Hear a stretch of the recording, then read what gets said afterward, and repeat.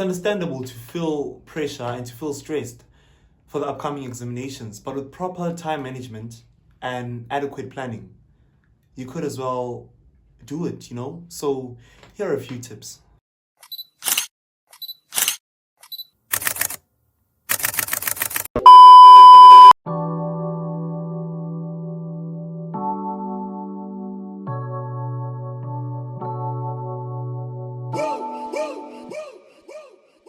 I would like to get to know if it could be. Varsity, high school, primary school, you have exams that are coming, it being in a month's time, in weeks' time, and you need to have a way to actually be mentally prepared for all this. Other than the school content itself, you need to be psychologically and mentally prepared for your exams. And that's what I'm here for, and that's what this video is for. The first thing that you need to do and to make sure of is that you have a study schedule.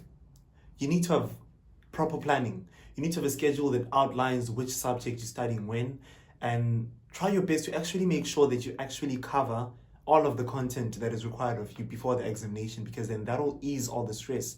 Imagine walking into an exam, I've done that before, but yeah, imagine walking into an exam knowing that you're not confident about a particular section. The moment it's reading time and you have to start paging through your paper and you go to that section of work and you see it and you see the mark allocation, that just switches you out for the whole examination, unless if you just don't care about doing well.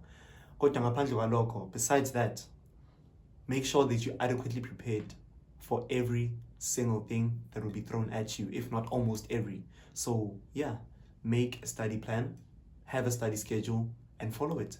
Now, the second thing to do is to prioritize your studies. I'm not saying don't talk to your boyfriend anymore. When I say prioritize your studies, I'm saying like, Boma, maths over physics, something like that. What I mean is give most of your time to the subjects that are giving you most stress, if that makes sense. Like, give most of your time to subjects that have maybe you find most difficult. Give most time to subjects that you find most difficult, and those that have a higher weightage or more weightage when it comes to the exams. So the basic principle of this is to allocate more time to these subjects and study them first.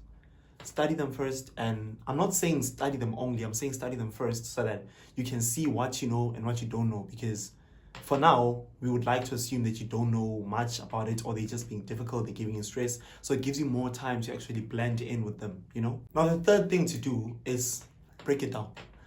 You should break down your content. You should break down your content into like topics. You can even further break down those topics into subsections, because that will help you retain information better and will make the studying seem less overwhelming. Because if you look at it as a thing of, you have to go study the whole chapter of maths, it sounds guningi, right? But if you think about it in a sense, okay, I need to do this topic. What do they do, comments? I have to do your factorization. And then once I've mastered factorization, I can go to something else that incorporates that factorization. I'm sure it makes sense. I know I do. So please just break down your topics, and it'll make everything feel and seem less overwhelming. Trust me on this one. And the fourth tip that I have for you is you should always do something physical. Whenever you're not studying and you're not studying, you're not revising, my tip is that you should do something physical. And exercise is one of the things that I actually recommend. If you're not exercising, play soccer, netball, OV, whatever it is there is to play. Just do something physical. And to be honest with you, this will actually keep you mentally sane, and it'll keep your mind positive. It'll actually even improve your sleep, according to some article that I read at some point. But the main point here is do something physical whenever you choose to get away from your books. Because if you study and as a break, you go onto your phone, by the time you have to study for the 9th or 12th time, you're going to get a burnout. And that's why you need to do something. If you're a boxer, then go out, punch the bag. If you're a baller, go out, play the game. Whatever it is, just do something physical, sing, cook, whatever it is that gives you positive vibes, just do something physical whenever you're not revising. And the next and fifth tip, which I find the most important actually in this video, is you should always ask for help. Not always, but ask for help. Ask for help. You know, exams can be and are extremely stressful. They are overwhelming, especially when you know what rides on the results of these examinations. And it is very imperative that you make sure that you ask for support from people you trust. You can ask, let it be a teacher, a friend, a family member. Just always ask for help. And even in the academic aspect, actually, if you know that you're struggling with a particular subject, it being geography, maths, physics, whatever, ask someone that you know is thriving at that subject. And more often than usually, they will be willing to help, and you have nothing to lose. The minute you decide to actually go on and ask someone that, yo, I'm struggling with maths, I need you to help me with this. That is the moment that you know that you're actually mentally in control of yourself, because you're able to man up or woman up and admit, yes, I don't know this particular thing. The moment that you're able to admit you don't know a particular thing and you go out and ask for help, that's when you know that you're strong. There's nothing wrong with actually asking someone for help. If you're struggling with something and you know someone who's good at it, for the love of God, ask them. More often than usually, they will be willing to help. And if you feel like this is a matter of pride, like you don't want to ask who, listen, it's way better to be a fool for 5 seconds and go on the rest of your life being a champion than to be a champion for this duration and then you get your horrendous marks and everything just doesn't go well because you chose not to ask someone for help. Don't die alone. We are in this together. Ask someone else and they will be willing to help. And now, tip number 6. Tip number 6, it applies in many areas of life, all areas of your academic life. Practice, practice, practice. This sounds so cliche because you've heard it, I think, for the 12th time this month. I don't know, I hope so.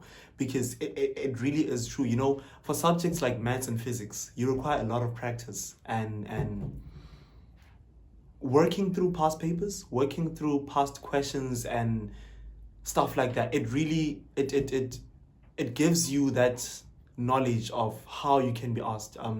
It allows you to grasp the concept. It allows you to see and identify areas where you need the most help. It allows you to see where you are more confident, you know. And it is true when they say practice makes perfect. Sounds very cliche, but trust me, I repeat again. You need to practice, practice, practice. Your maths, your physics, go through past papers. You see the concepts, you see the way that the question are asked, you see the practical aspects of them. And it'll, for all you could know, this question that you'll be doing in a past paper that was set in 2017 just might come tomorrow or whenever, when you're writing your own test or examination. So practice, practice. You thought I was going to say practice and study. And the last tip of this video, revise regularly. You should revise regularly. Like, you know, when you revise and revise while there's still time. Don't try to revise your content 2 days, 1 day before the exam, 5 minutes before the exam.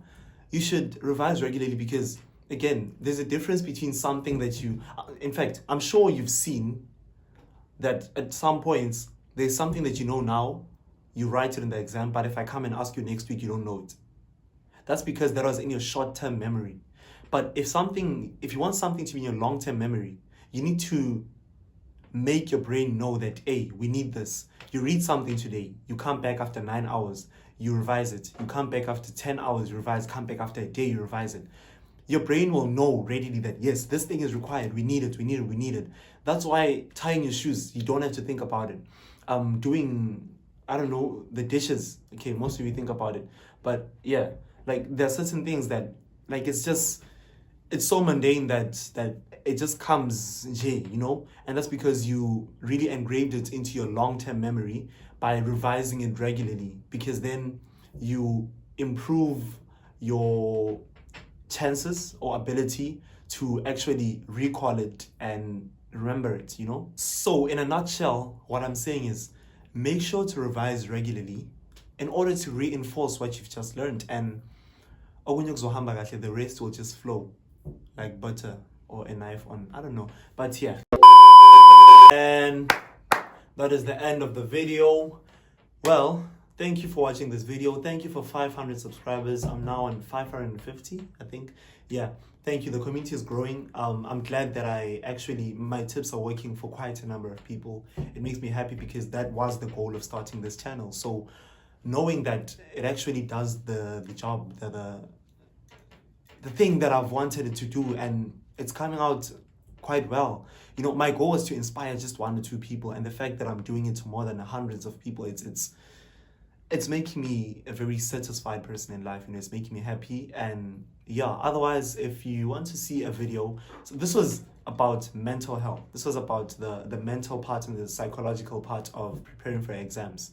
And if you want to see the academic part, the studying tips and what, I actually have a playlist. I created a playlist on all my study tips videos, so you can go through them and see what you want from there. But otherwise, good luck with your examinations.